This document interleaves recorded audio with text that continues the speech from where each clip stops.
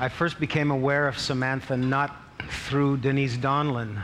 Is Denise in the house today, this afternoon? No, I saw her yesterday. Yeah, Denise? Ah, there you are, my dear.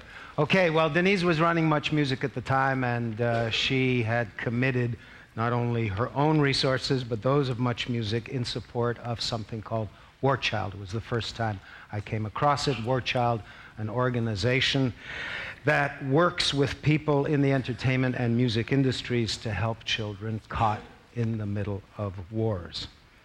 Samantha mixes medical work abroad with consciousness raising at home.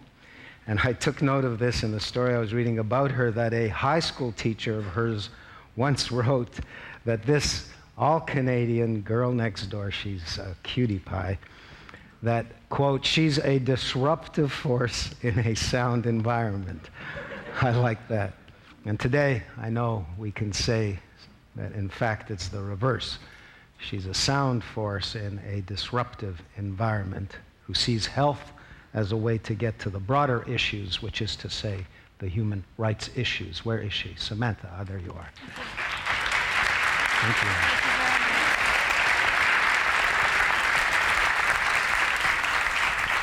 Thank you and good evening. Actually, that was my physics teacher that called me a disruptive force.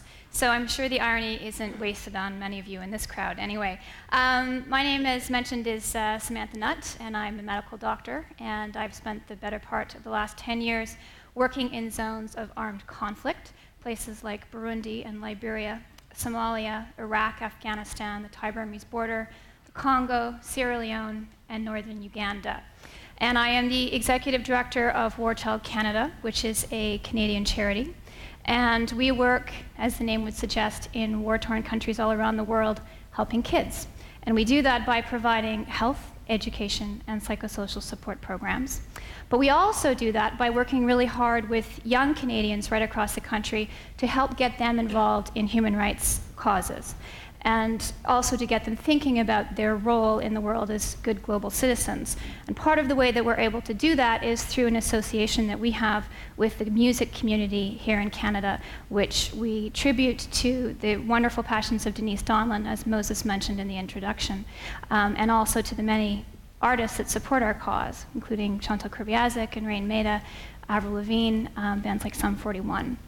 But that's not what I'm here to talk about exclusively today, although obviously it's very, very important to me. But what I really want to talk to you about today, over the course of the next 18 minutes, is really this.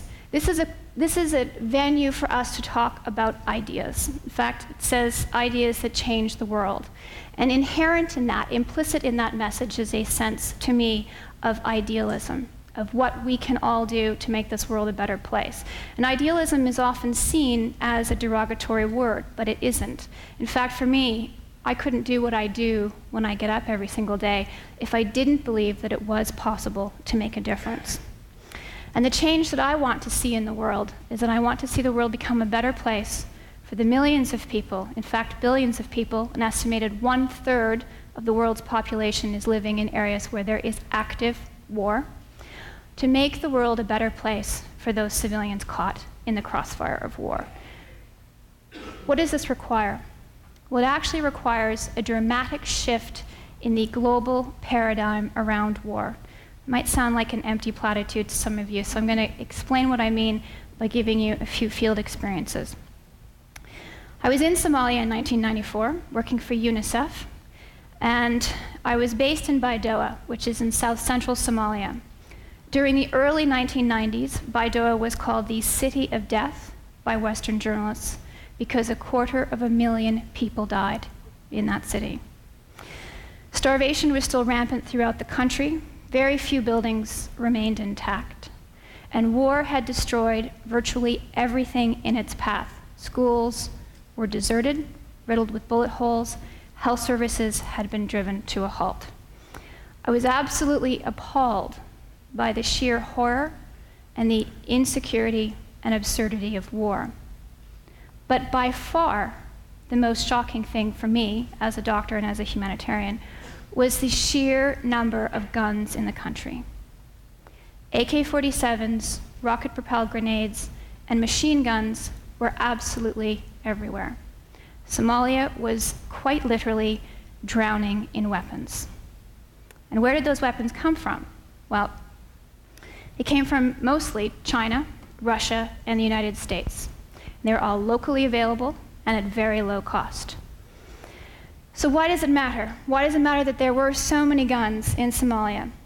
It matters because gangs of teenage boys carrying automatic rifles thrived with impunity, killing and seizing whatever stood in their way.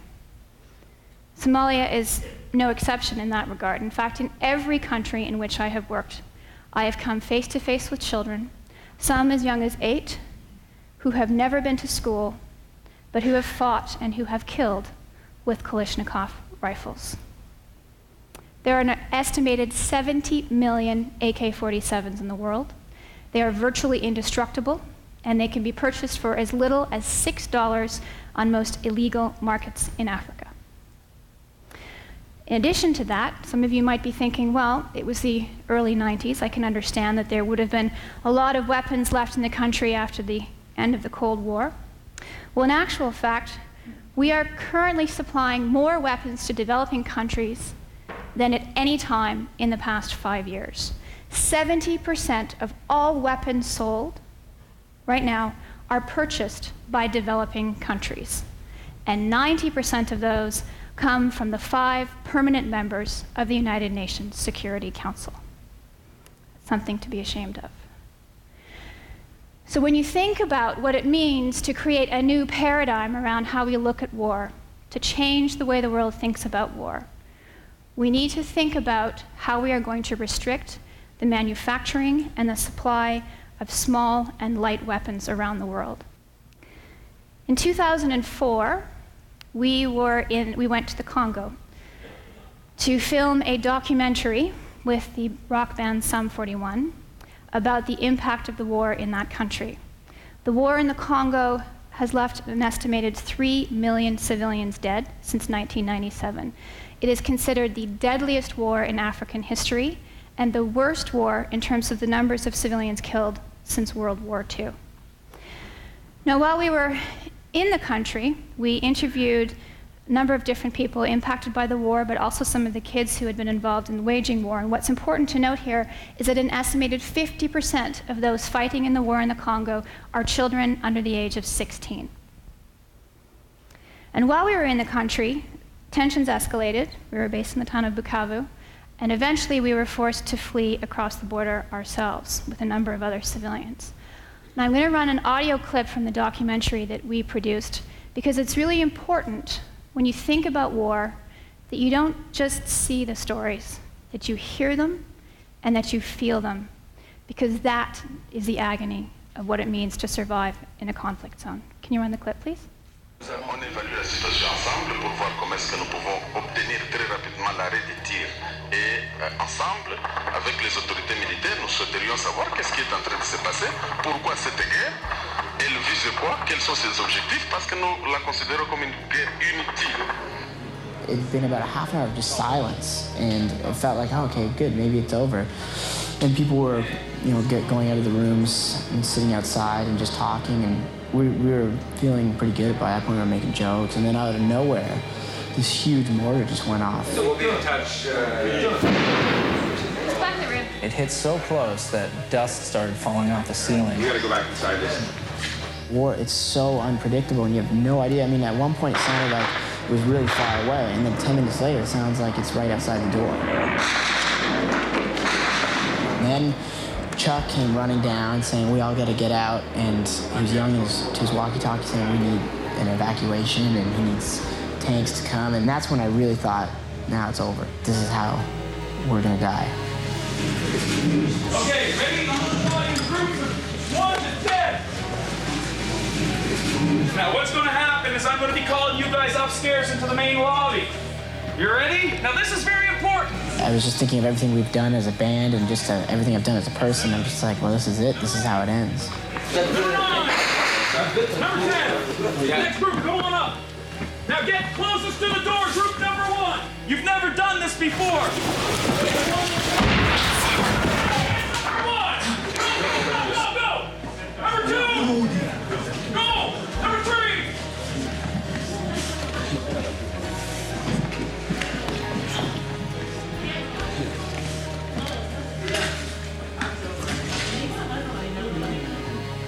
We received 2 mortar rounds. It's still hard for me to listen to that and not shake. But the reason why I wanted you to hear that is because there are people all around the world who are living with war, and the psychological impact that has on your daily existence is almost unfathomable, I think, to many of us here until we have lived it ourselves, and hopefully most of us never will. But what is important about the Congo, and there are many things that are important, but what is important is that the heart of the war in the Congo lies an international, and I'll say international because at various points in time it has included the participation of at least 6 neighboring countries, an international struggle to control the country's vast resources. And this has been happening historically in the Congo, from the Belgians to Mobutu, and the instability as well that was created by the mass exodus of refugees from Rwanda during the genocide. But at the heart of the war in the Congo lies a struggle to control many minerals, precious stones, metal, and timber. And of particular importance to the industrialized world, to many of us, is a little-known mineral called coltan, which is found in many of our cell phones, video game consoles, and computers. A couple of years ago, a UN panel of experts investigated 114 companies and 54 individuals who were in violation of OECD guidelines for multinational enterprises in association with the war in the Congo. Some of these violations included companies supplying arms to rebel and foreign forces, companies relying on the services of rebel and foreign forces in order to mine minerals out of the Congo, and companies buying minerals from the Congo without conducting due diligence tests as to where those minerals came from.